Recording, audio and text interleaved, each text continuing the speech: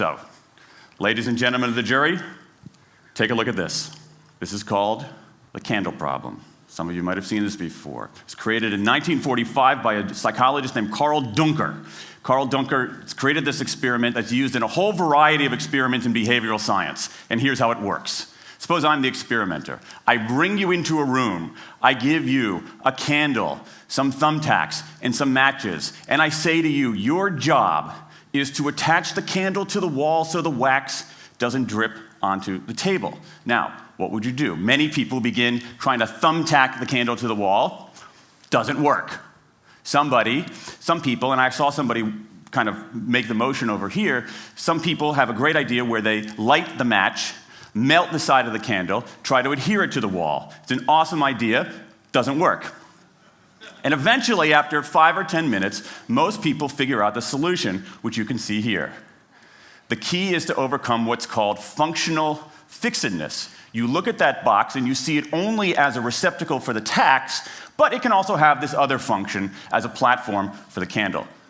The candle problem. Now, I want to tell you about an experiment using the candle problem done by a scientist named Sam Glucksberg, who's now at Princeton University in the US. This shows the power of incentives. Here's what he did. He gathered his participants and he said, I'm going to time you how quickly you can solve this problem.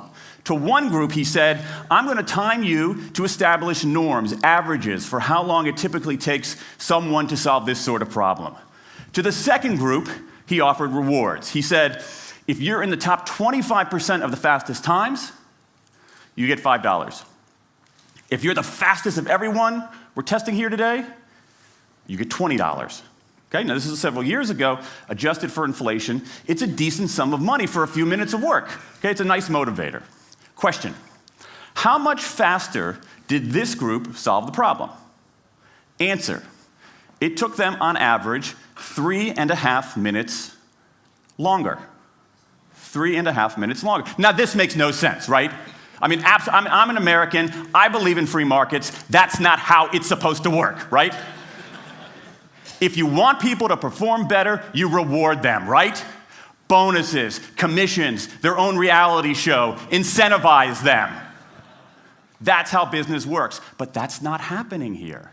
You've got an incentive designed to sharpen thinking and accelerate creativity, and it does just the opposite. It dulls thinking and blocks creativity. And what's interesting about this experiment is that it's not an aberration. This has been replicated over and over and over again for nearly 40 years. These contingent motivators. If you do this, then you get that, work in some circumstances, but for a lot of tasks, they actually either don't work or often they do harm. This is one of the most robust findings in social science and also one of the most ignored. I spent the last couple of years looking at the science of human motivation, particularly the dynamics of extrinsic motivators and intrinsic motivators. And I'm telling you, it's not even close. If you look at the science, there is a mismatch between what science knows and what business does. And what's alarming here is that our business operating system, think of the set of assumptions and protocols beneath our businesses, how we motivate people, how we apply our human resources. It's built entirely around these extrinsic motivators, around carrots and sticks. That's actually fine for many kinds of 20th century tasks. But for 21st century tasks, that mechanistic reward and punishment approach doesn't work, often doesn't work, and often does harm. Let me show you what I mean. So Glucksberg did another experiment similar to this, where he presented the problem in a slightly different way, like this up here. Okay? Attach the candle to the wall so the wax doesn't drip onto the table. Same deal. You were timing for norms. You were incentivizing. What happened this time? This time, the incentivized group kicked the other group's butt. Why? Because when the tacks are out of the box, it's pretty easy, isn't it? If-then rewards work really well for those sorts of tasks, where there's a simple set of rules and a clear destination to go to. Rewards, by their very nature, narrow our focus, concentrate the mind. That's why they work in so many cases. And so for tasks like this, a narrowed focus where you just see the goal right there, zoom straight ahead to it, they work really well. But for the real candle problem, you don't want to be looking like this. The solution's not over here. The solution's on the periphery. You want to be looking around. That reward actually narrows our focus and restricts our possibility. Let me tell you why this is so important. In Western Europe, in many parts of Asia, in North America, in Australia, white-collar workers are doing less of this kind of work and more of this kind of work. That routine, rule-based, left-brain work, certain kinds of accounting, certain kinds of financial analysis, certain kinds of computer programming, has become fairly easy to outsource, fairly easy to automate. Software can do it faster. Low-cost providers around the world can do it cheaper. So what really matters are the more right-brain, creative, conceptual kinds of abilities. Think about your own work. Think about your own work. Are the problems that you face, or even the problems we've been talking about here, are those kinds of problems, do they have a clear set of rules and a single solution? No. The rules are mystifying. The solution, if it exists at all, is surprising and non-obvious. Everybody in this room is dealing with their own version of the candle problem. And for candle problems of any kind, in any field, those if-then rewards, the things around which we've built so many of our businesses, don't work. Now, I mean, it makes me crazy. And this is not, here's the thing, this is not a feeling, okay? I'm a lawyer, I don't believe in feelings. This is not a philosophy. I'm an American, I don't believe in philosophy. This is a fact, or as we say in my hometown of Washington, D.C., a true fact. Let me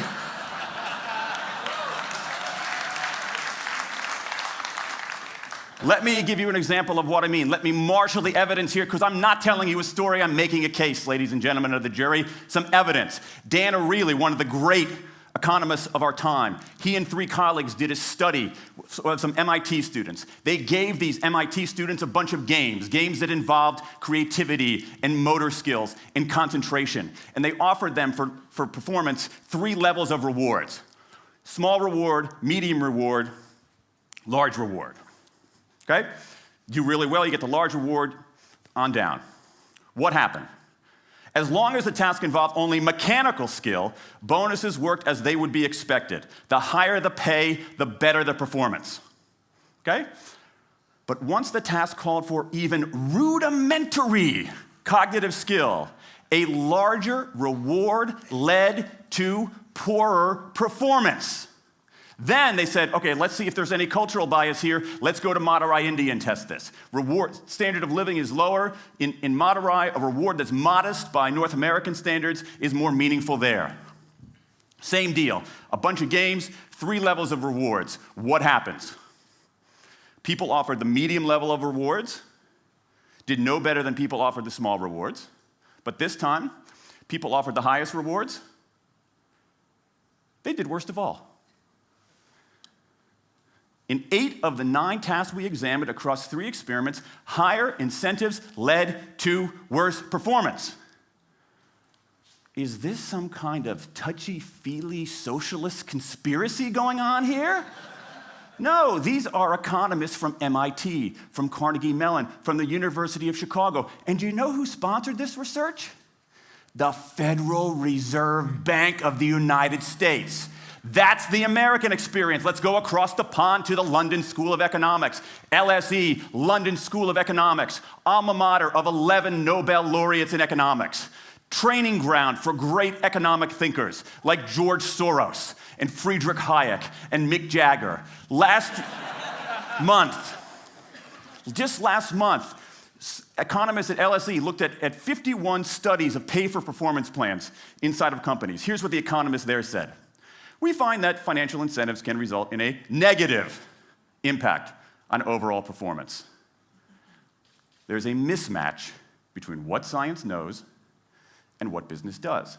And what worries me as we stand here in the rubble of the economic collapse is that too many organizations are making their decisions, their policies about talent and people, based on assumptions that are outdated, unexamined, and rooted more in folklore than in science.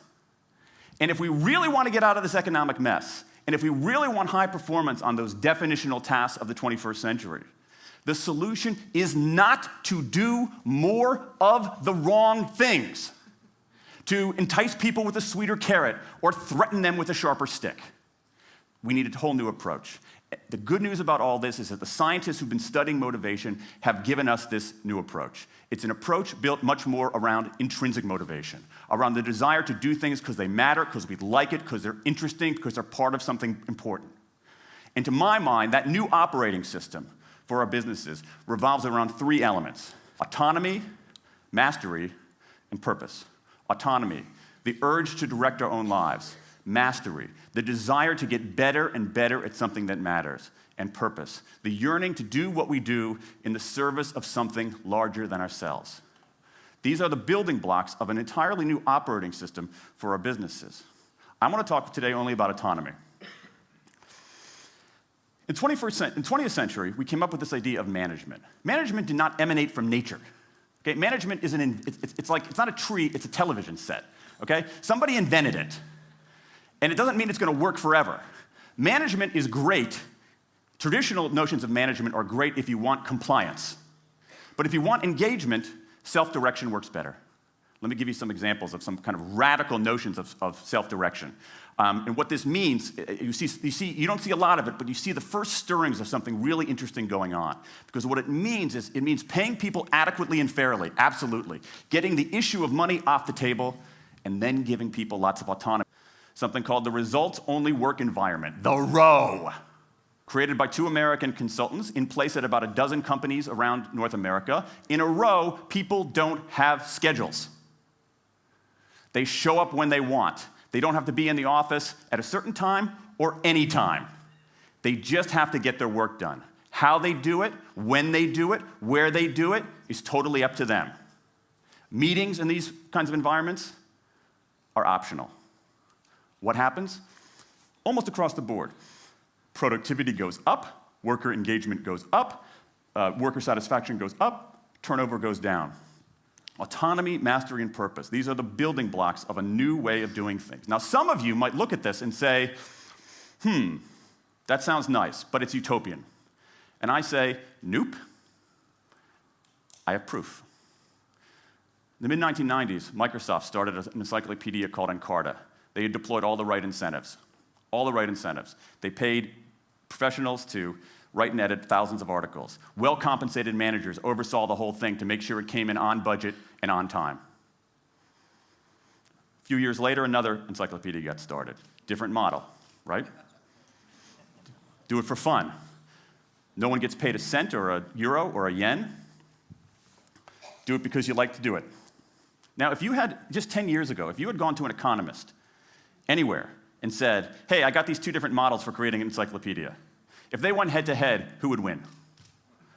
10 years ago, you could not have found a single sober economist anywhere on planet Earth who would have predicted the Wikipedia model. This is the titanic battle between these two approaches. This is the Ali Frazier of motivation, right? This is the thriller in Manila, all right? Intrinsic motivators versus extrinsic motivators.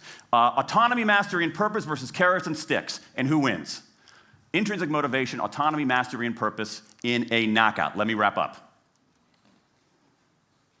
There's a mismatch between what science knows and what business does. And here's what science knows. 1. Those 20th century rewards, those motivators we think are the natural part of business, do work, but only in a surprisingly narrow band of circumstances. 2, those if-then rewards often destroy creativity. 3, the secret to high performance isn't rewards and punishments, but that unseen intrinsic drive, the drive to do things for their own sake, the drive to do things because they matter. And here's the best part.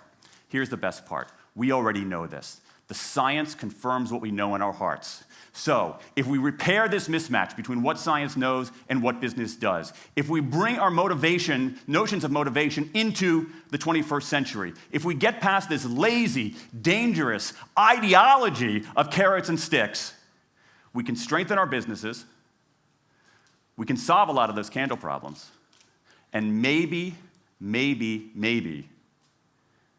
we can change the world. I rest my case.